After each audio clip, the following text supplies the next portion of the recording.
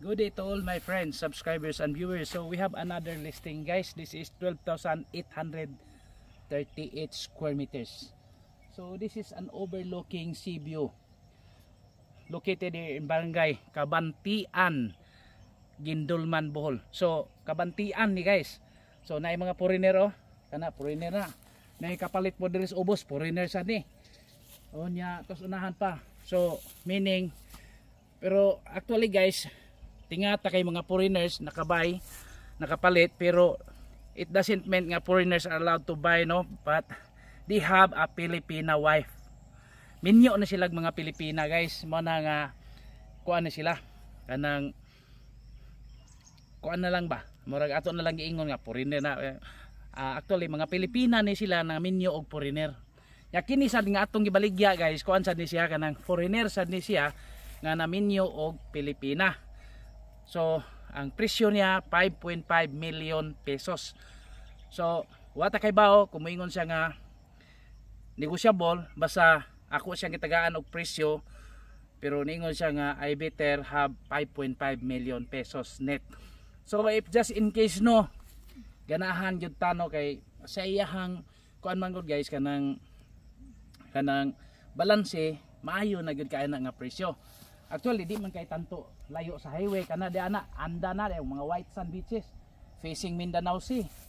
So nindot sad kayo pero nalay kuan nga mo develop gyud tag road paingon diri sa property. Nya improvements naay daghang mangga, naay mga mangga diri sa ubos guys. Naay daghang mangga. So ako na mo proceed. Sige ma'am. So man guys no. Nindot ba ya gyud honestly lang no. So nindot day kay murag na secluded ba kanang meaning but pasabot na ko nga na interior jud ka ya fresco kay hangin ya kini guys nag facing din na sa dagat pero dire mountain view na ta dinhi, mountain view no, mountain view. So naay bungtod dire mountain view po dire ate kauban no si ma'am oh mo na no. So mo na siya diha. Ang property guys ni ara sa punuan ani nga bungtod. But we are trying to negotiate po no kay nindot man sana palito ng bungtura. Nya di ay mga ilhanan diri sa iyahang property. Una man gani kuan diri mamo. Di may barbed wire.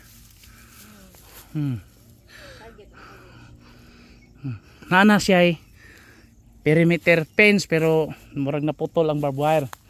So nindot ni mag farming ka dire, mag mountain resort development. Unya kay basig mahadlok ka ba nga kanang matagak ng bukid bitaw. Dili kay kuan man siya no. Ang bato it's really very hard no. Kanang gitawag og panason. Oh, panason kayo ang iyang bato guys oh. Imagine ha. So it's very impossible yun kayo nga kuan, although wa man tayo kay bawo pod pero only God knows everything man ba. Pero basta mao na sitwasyon no. Pwede na mo butangan ng retaining wall to prevent no kanang simbako lang ba landslide na ikuan lang. Pero sa akong pamina wala man sad kay to pagani dito oh, mga bungtod na sila gipang kuan wa magyud ingon nga na kuan dire wala man gyud na kanang na erode, no erosion, no landslide, no history of kanang kuan guys kanang na kuan ang yuta na landslide. So kini nindot gyud ni kayo nga property sad no pero naa na siya existing road right of way kita lay mo develop. So mo proceed ko mag-abot ta dito ma'am. So man dire guys no. Nindot na ba kay porma sa iyahang kuan guys kanang porma sa iyahang yuta. Mura siya square. So di ani retam yan dili gid kayo kaabutas bungtod no.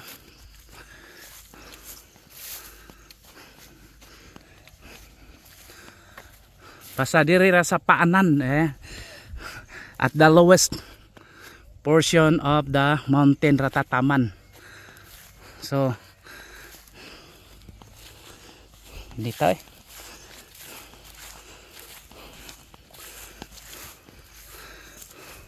so okay, nindot si kayo diri oh. Dako kayong hawan.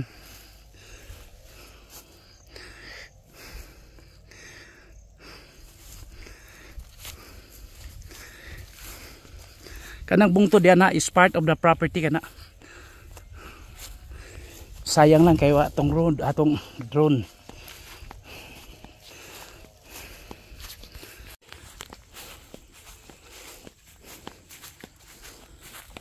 So kuan kayo yung bato guys. Makaingon di ka nga solid ba.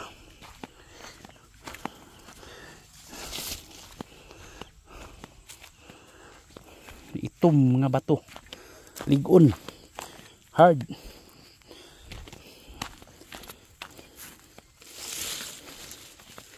So pwede na ta mag harvest no kung mabumbahan lang ni. There are so many no mango trees. So nindot si kay dire oh. Ari sa ka mag balay.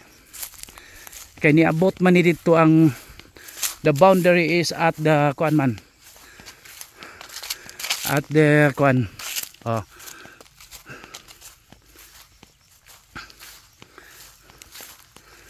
At the creek. So nindot sa kay dire guys. Ari ka dire magbalay.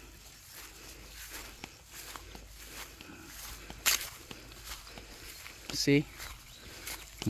Kana mga perimeter fence na sa forager no.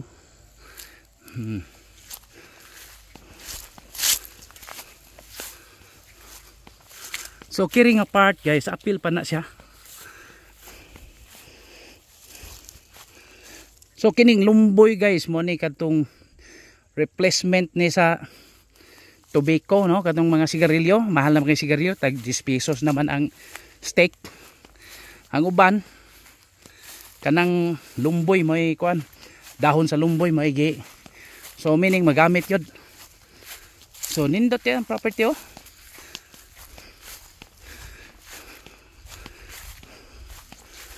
So again, his price is 5.5 million pesos. See? So tapos babaw still part of the property kay imagine 1.2 hectares. So kanang di ana sa may kawayan, it's already the creek no. Naani sa map ako ri attach.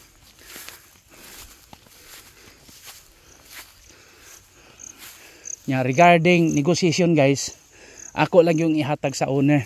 Once if you are really very interested,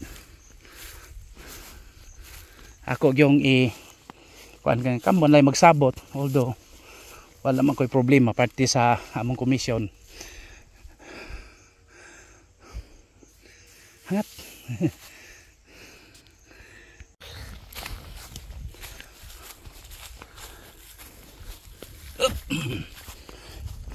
Okay ra gyud kayo guys no.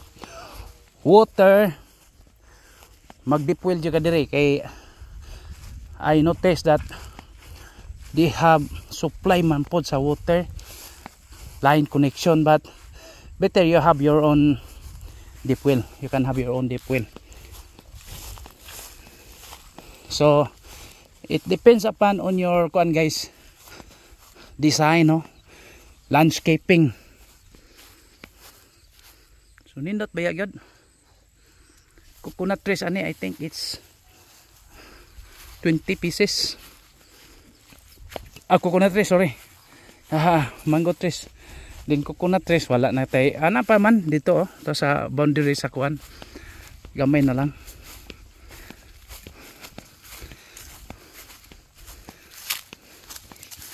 So mao kini siya guys. So this is it.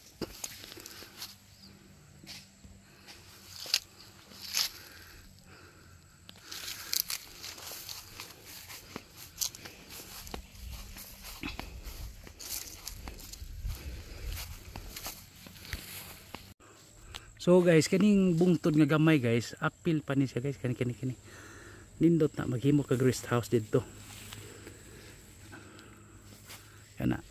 Tapad ana nga bungtod. It's part of the property.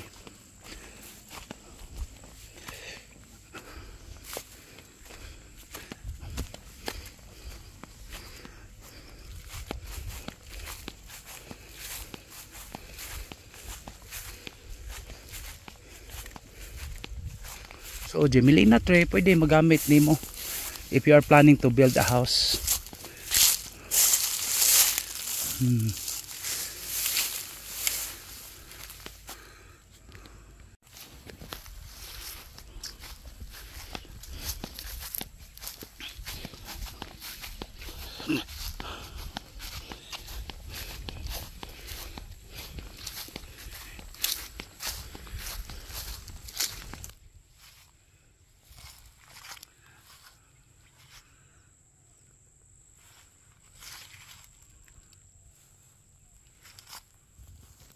Sulman is around 2 hours drive from Tagbilaran City and Panglao International Airport. Then if you are kanang fan of diving, no, naa diri sa Anda Bohol, no, there are white sand beaches and diving, no, naay mga diving diha pod business na diha sa Anda. So mao na ni diri guys nya, since kini good siya si sir nagkuan gini sila road right of way, so ila na gining kuan ang agyanan naatay na nagihatag niya gibayran, di kay gihatag gibayran. So nindot ba ya? Honestly lang.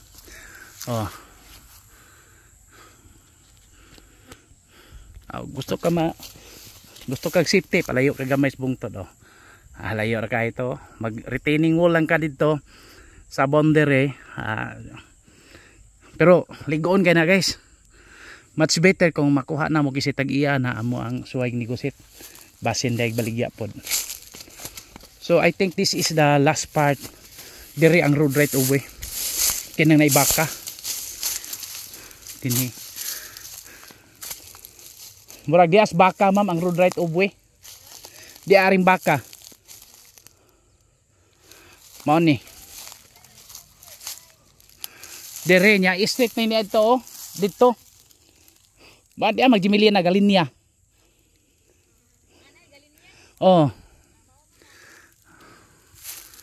So nindot kay ni guys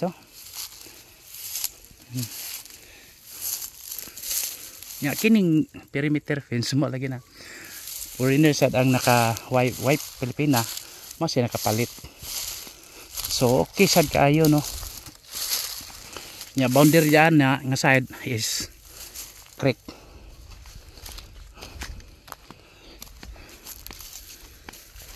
So arita mo agay sa boundary ani adjacent man ang road right of way.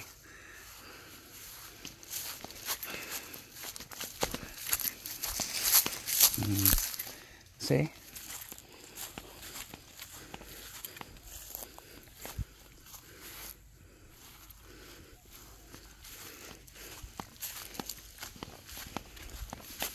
so mo develop yun ta. We need to develop, no, the road right of way.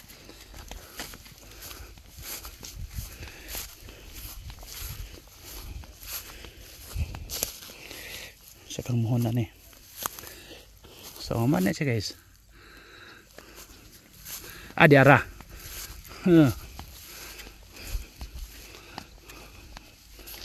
Nagimon.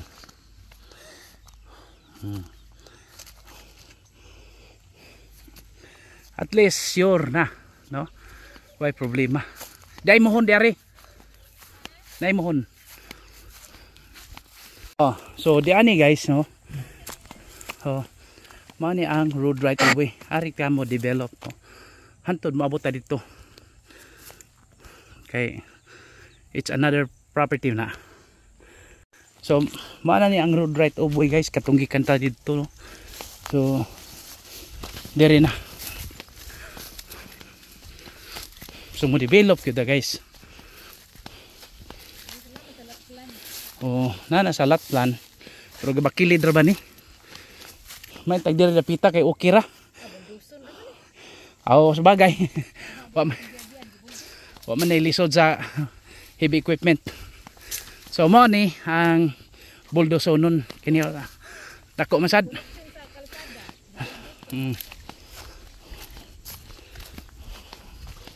May lisod og himuan jud kuan na manana right of way ni.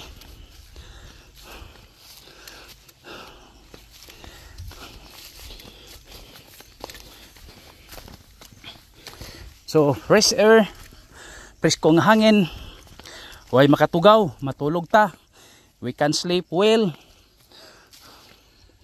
safety, no history of kuan mga binuang mga kuan nindot kay dire. Mubarog ba lang ko po ni mga foreigner dire kung kuan pa pod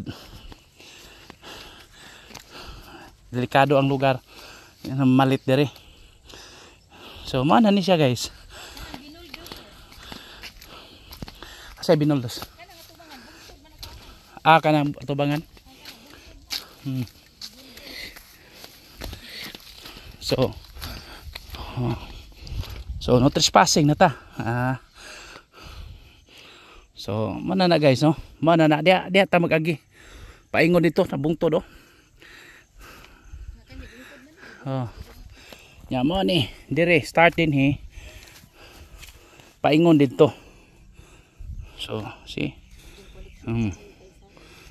So mugamit gyud ta og heavy equipment.